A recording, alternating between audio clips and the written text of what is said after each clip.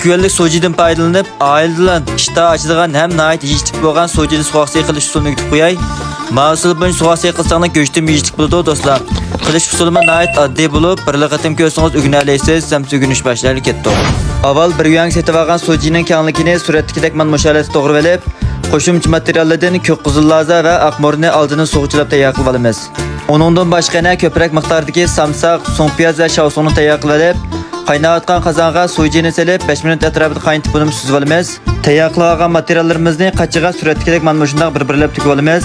Arlot ko'rib misha kelsa urug' tuqqanlar qo'llash yusidan yurakdan birini bagaj ko'rsanglar rahmat. Samsaqning ustiga qiziq may qo'yib, mizlik puroq chiqarib olgandan keyin qolgan materiallarni solib, ustiga yana az miqdorda tuz, oq shakar va 2 qo'shq atrofida ochiq suv quyib, suvoqsayning ta'mini sirtnigidek tegim yaxshi qilsam deydigan tuqqanlarimiz cho'ng ustamning suvoqsay tesiz qo'stin bir qo'shq solib, az tuzini rosa aralashtirib olsaklar bo'ladi.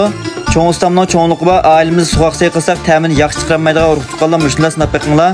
Oxirida hozirgi ajib filmlarim yoqtirib ko'rib, yuraklarni besib qo'llayotgan urug' tuqqanlar ko'pdan ko'p rahmat. Ishlaringlar o'ngishli, tininglar salomat bo'lsin. Kelar sani ko'rishaylik, xayr xo'sh.